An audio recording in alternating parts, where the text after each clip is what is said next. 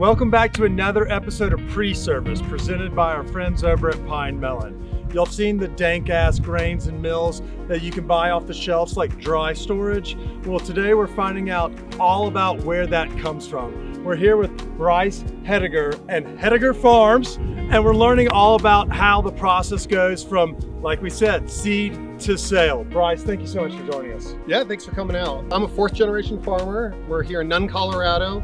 We grow cereal grains on our farm here, all organic. Dry storage is buying hard red winter wheat from our farm and converting into the beautiful flour and pastries that you might know. Well, I'm here to help today. Let's go ahead and check out the farm. Everything we do is organic here, and organic is definitely more machine intensive than conventional farming, for example, because we actually have to plow the soil and kill weeds without chemicals like Roundup. No-till farming is probably the most common method of farming in our country right now, and that's where you run a sprayer over the ground, you kill all the weeds, and you're not disturbing the soil. We can't just spray. Sometimes we have to disc the ground to kill weeds. Sometimes we have to plow the ground to kill weeds. You know, we're just more limited on how we can kill weeds, so we have to use different tools. So step one, crop is cut, it's laid here, we take a break for a week. Okay, step two, we come back a week later. This is a combine. All right, this is a steering wheel. I'm sure you've heard of it before. I've heard of this. Similar to that head we were looking at a minute ago, you have a big 40-foot head on here. So you're watching, you know, I'd say 80% of your goal during the day when you run this thing, don't eat a rock.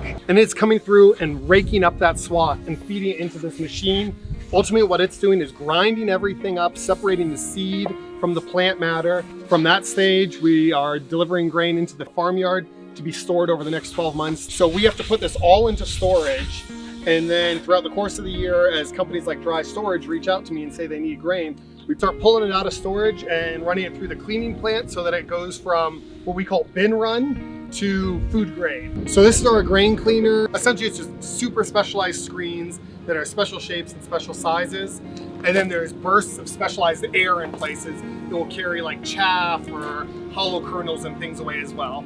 This is our first primary cleaning step. We get grain to about 99% pure once it's run through this. And then we take the 99% product into our warehouse where we clean it, the last percent, package it, and get it ready for you guys. And now you've seen the farm side of things. Here at the mill, we're responsible for taking that beautiful grain and turning it into some beautiful flour. It's quite a simple process overall. You know, I have this machine, the new American stone mill. It's really a matter these days, I would say, preservation of the integrity. And so Bryce does all the good work to make that grain as, I guess, as fulfilling and wholesome as possible. I mean, at least in Colorado too, especially, we have this dryland agriculture that we are good at, and wheat grows well here.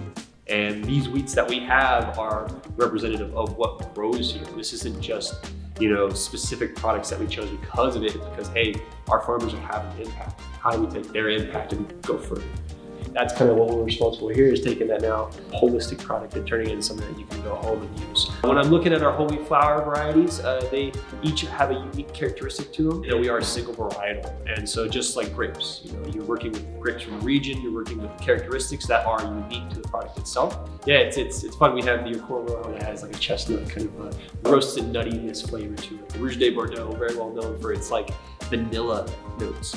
Almost when you pair it with something like cinnamon, you can taste the cinnamon better. The white Sonora is buttery and just lactic, and so you make cookies out of it. Oh gosh.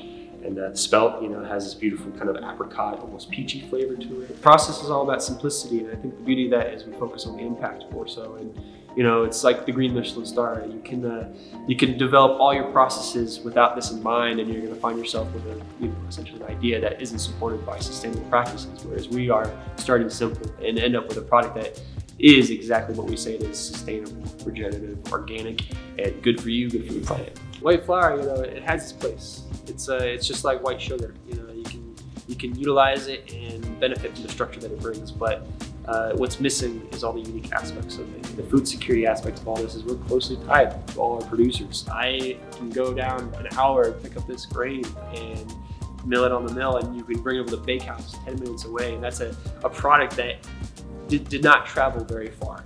And it's not just delicious, but it's, you know, good for the planet. It's reliable and something that we can keep investing in and keep, you know, relying upon, because it's not like white flour, which comes from so many different areas.